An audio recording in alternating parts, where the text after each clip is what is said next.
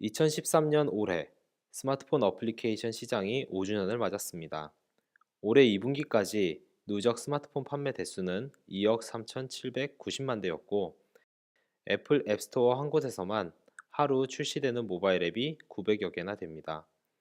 출시 5년 차 현재 어플리케이션 시장 성장세는 S자 성장 곡선의 성장기의 모습입니다. 이런 추세를 그대로 반영하면 올 한 해에만 33만 개의 어플이 출시될 예정입니다. 사용자가 현재까지 나온 앱을 1분에 하나씩 확인해도 1년 이상 걸립니다. 당연히 잠도 자지 않고 더 이상 새로운 앱이 나오지 않는다는 전제로 말이죠. 여기서 포인트는 앱이 너무 많아요가 아닙니다. 다양성 측면에서 앱이 많으면 오히려 소비자에게 좋을 수 있죠. 하지만 과도한 수의 앱 출시로 사용자가 원하는 앱을 찾기 힘들다면 상황이 달라집니다. 속칭 앱 공해가 될 수 있는 것이죠. 실제로 사용자가 원하는 앱을 찾기 위해 들어가는 노력이 과거에 비해 높아지고 있습니다. 사실 이런 문제를 해결하기 위해 앱스토어 운영사는 사용자에게 앱 순위 지표를 제공하고 있습니다. 여기서 볼 수 있듯 앱 순위 지표 산정에 사용되는 요소는 각 회사마다 차이가 있죠. 하지만 이 중에서 가장 비중이 높은 요소는 다운로드 수로 알려져 있습니다. 스웨덴 웁살라 대학의 연구 결과에 따르면 아이폰 유저 11명 중 8명, 약 73%가 순위 페이지를 중심으로 앱스토어를 사용합니다. 즉, 사람들은 앱 다운로드와 사용을 위해 앱스토어 운영사에서 제공하는 지표를 주로 활용하는 것이죠. 하지만 다운로드 후 앱 사용 유지 측면에서는 조금 다른 모습이 나타납니다. 방송통신위원회 자료에 따르면 스마트폰 사용자 1명이 스마트폰에 설치한 모바일 앱은 42.3개이며 이 중 주로 사용하는 앱은 11.4개로 약 26%에 불과합니다. 결과적으로 사용자는 순위 정보를 보고 앱을 다운로드 받지만 그것이 모두 사용되지는 않습니다. 사용자의 앱스토어 사용 패턴은 다운로드 수로 산출되는 순위 지표와 일치하지 않는 것이죠. 뿐만 아니라 앱 순위 정책이 시스템에 의해 진행되기 때문에 왜곡도 가능합니다. 순위를 올리기 위해 사용자가 앱을 다운받으면 가상머니를 제공하는 방법이 주로 사용되고 있는데요.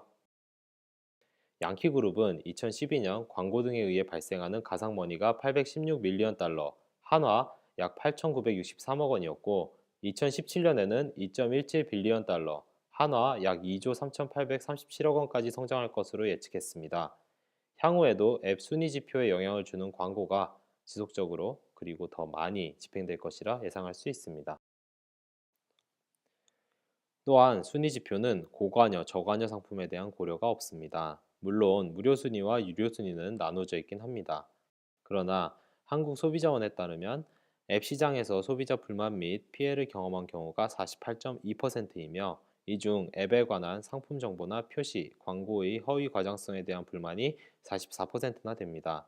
설치 삭제 시 단순히 시간을 낭비하는 무료 앱과는 달리 유료 앱은 실수하면 사용자의 금전적 손해가 발생한다는 점에서 현재 제공되는 순위 정보는 소비자에게 부족해 보입니다.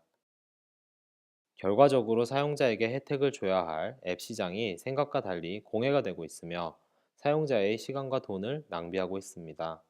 사용자가 원하는 앱을 사용하기 위해서 1인당 하루에 낭비되는 시간은 3G 통신 기준으로 약 1시간이며 그 과정에서 소모되는 데이터는 707메가 정도입니다. 또한 유료 앱인 경우에는 환불이 어렵기 때문에 지불 금액의 약 75%를 고스란히 버리게 됩니다. 이렇게 낭비되는 사용자의 시간과 돈은 애플리케이션 시장이 성숙기에 이를 때까지 계속 증가할 것입니다. 이런 상태, 우리는 지켜만 봐야 하는 걸까요?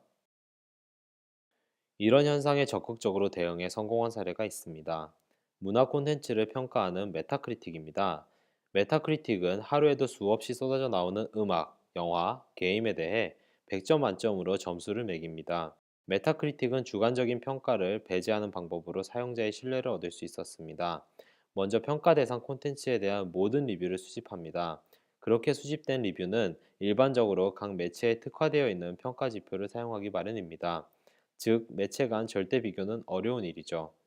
이 점이 포인트였습니다. 메타크리틱은 각 매체가 사용하는 평가 지표를 100점 기준으로 재산정하고 동시에 각 리뷰가 노출된 매체에 대한 평가를 반영하는 방법을 썼습니다. 이 결과 나온 최종 점수를 대중에게 공개했습니다. 메타크리틱은 문화 콘텐츠를 평가하는 데 있어 객관적 지표를 제시하고자 노력했습니다. 그 결과 사용자 신뢰를 얻었음은 물론 문화 콘텐츠 평가의 기준으로도 자리매김했습니다. 가마스트라에서 발표한 메타크리틱 점수와 게임 판매 수익의 관계도표를 보면 메타크리틱 점수가 경제적인 평가와 유사하다는 것을 확인할 수 있습니다.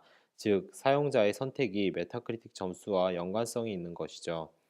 시장의 유사성 등을 고려했을 때 앱 시장에도 향후 전문 평가 체계가 필요하며 해당 지표의 산정 방법에 따라 성공도 충분히 가능합니다. 우리는 앞으로 사람들이 사용할 일반적인 앱 평가 지표를 만들고자 합니다. 포레스터 리서치는 스마트폰 앱 시장 규모가 2014년 약 24조 7천억 원, 2015년 32조 3천억 원 규모로 성장한다 예측했습니다. 최소 향후 2년간 앱 시장의 성장기가 멈추지 않을 것이라 판단할 수 있습니다. 동시에 앞서 이야기했던 앱 공해는 성장과 함께 점점 심해질 것입니다. 사용자는 원하는 앱을 찾기 위해 더 많은 시간을 사용하고, 더 많은 데이터를 사용하고, 유료 앱인 경우에는 더 많은 돈까지 사용하게 될 것입니다. 이런 상황은 이미 사용자가 앱에 대해서 확인하는 것이 아니라 앱 제작사를 보고 다운로드 받는 현상을 가져왔습니다. 카날리스 파운드는 약 25개의 개발사가 애플 앱스토어와 구글 플레이 전체 수익의 절반을 차지하고 있다 주장했는데요. 이는 개별 사용자의 필요성보다 제작사의 브랜딩이 더 중요해질 수 있다는 것을 의미합니다. 우리는 앱 시장이 원래의 기능을 되찾도록 평가 지표를 만들고자 합니다. 사용자가 앱 다운로드를 진행하기 위해 들어가는 자원을 최소화해 낭비를 줄이고자 합니다. 이제 우리에게 필요한 것은 당신의 도움입니다. 현재 상황에 대한 분석은 완료되었지만 평가 지표가 완성된 것은 아니기 때문입니다. 앱 평가 지표의 방향성, 즉 기반이 되는 평가 철학부터 만들어 나갈 예정이며, 우리가 함께 제작할 평가 철학에 따라 향후 만들어질 평가 지표가 결정될 것입니다. 이제 앱 평가 지표에 관심이 생기셨나요?